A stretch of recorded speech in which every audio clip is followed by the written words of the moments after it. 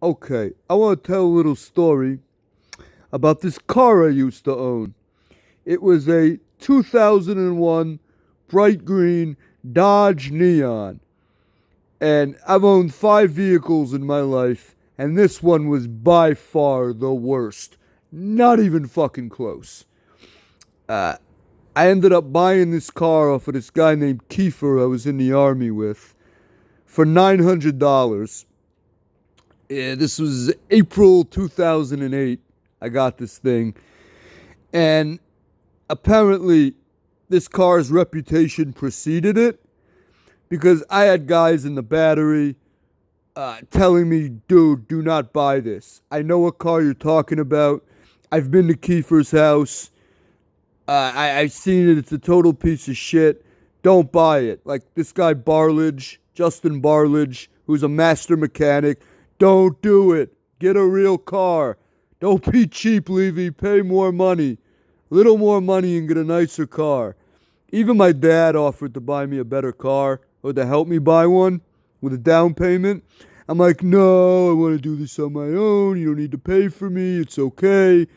You know, my pride was getting in the way, getting the best of me. So my dumbass was desperate to have a car just now, now, now. I didn't want to wait another week. So I told Kiefer, yeah, I'll buy it.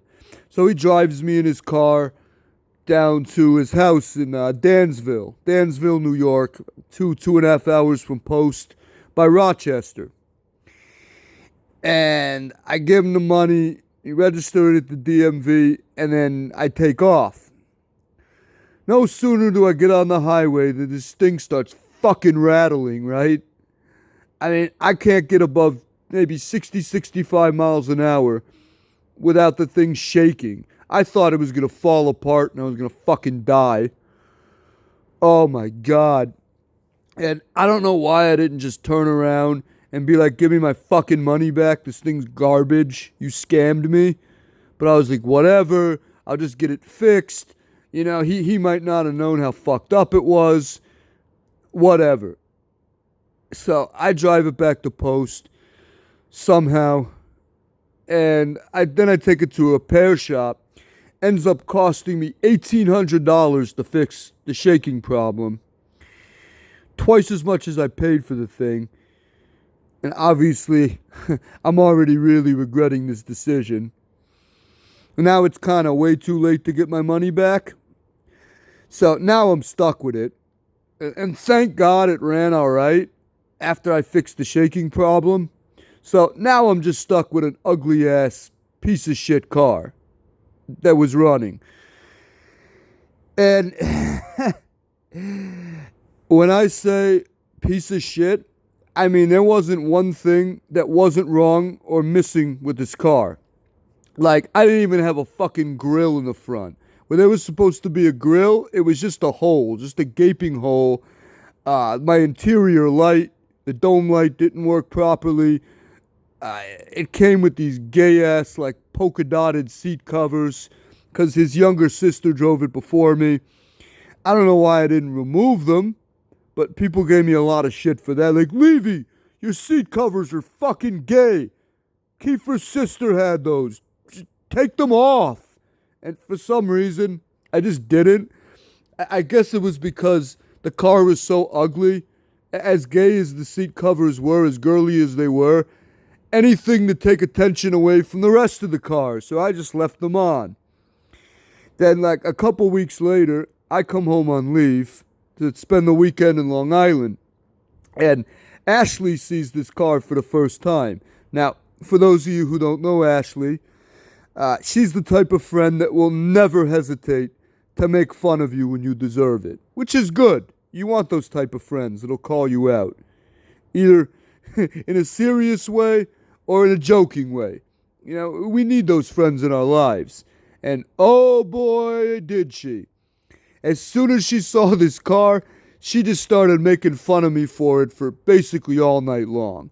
Every single little thing she could find, she would just laugh at me and be, oh man, like, yo, David, this car's such a piece of shit, yo. Wow, why did you buy this? Oh my god, yo, what is wrong with it? Yeah, and she just made fun of me for like for the grill, for the seat covers, everything. Like my steering wheel, I guess, was a little oversized.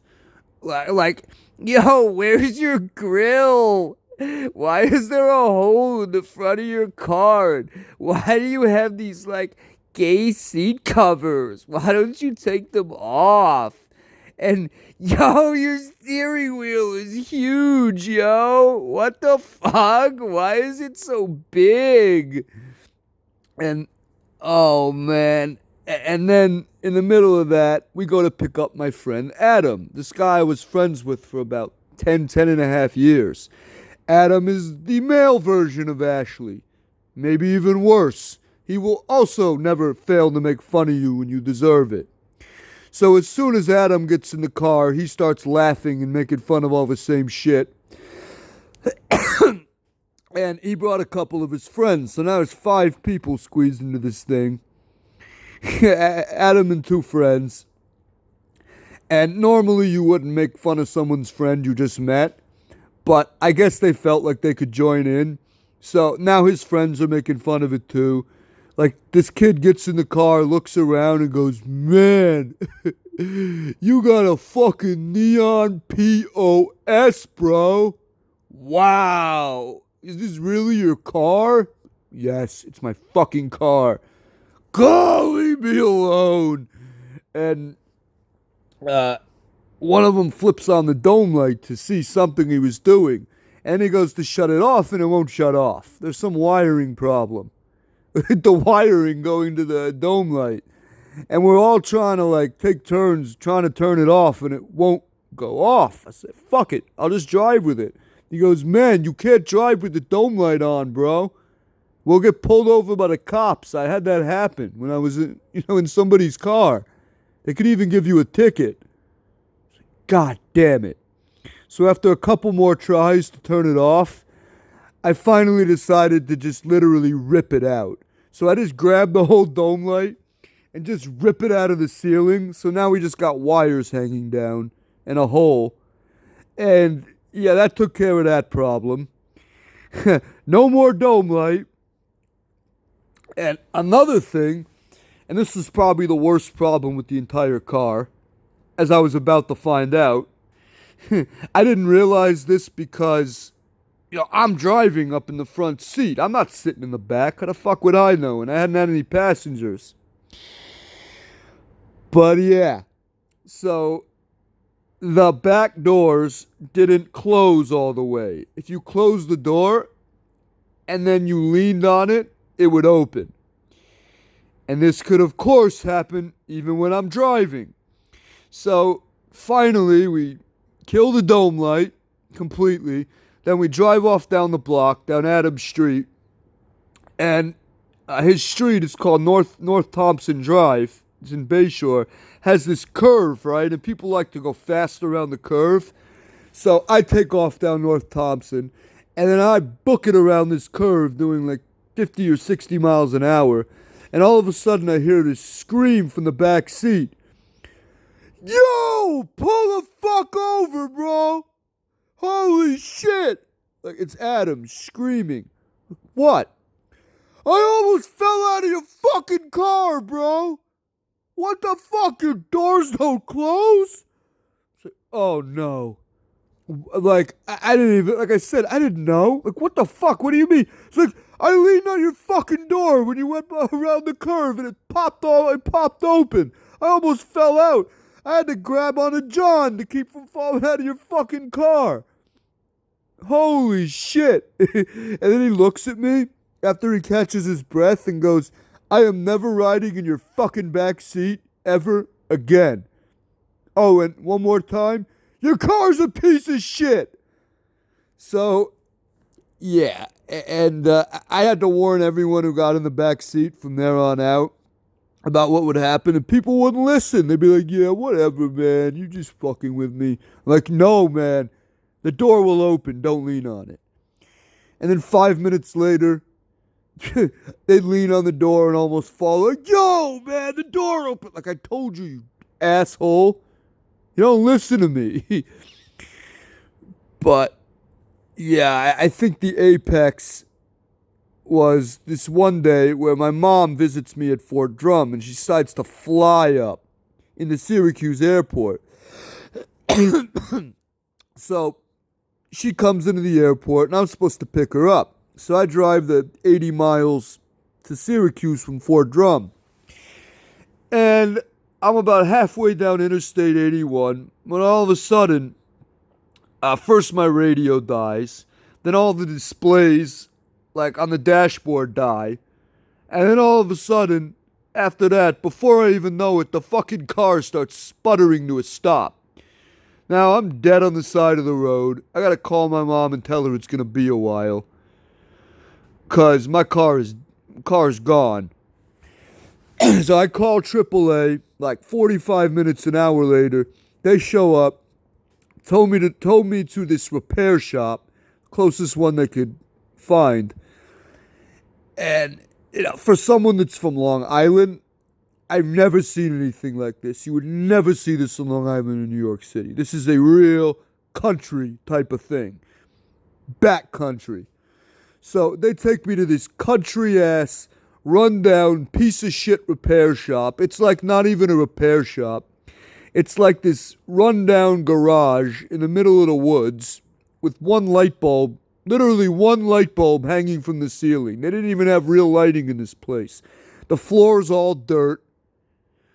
There's all these weird, creepy looking little inbred kids just running around staring at me with these creepy little beady eyes. None of them had shoes, of course. Big surprise.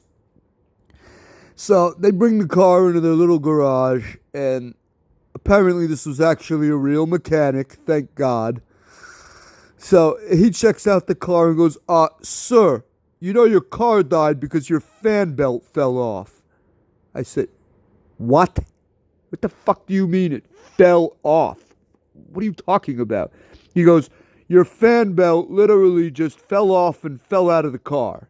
You had no fan belt on your engine. I said, are you shitting me? God, just when I thought this car showed me all its greatness, everything that it was capable of, no, it just gives me one more highlight. So he fixes it, good as new as it can get. Only charges me $40 total, everything with the labor. Very nice in him.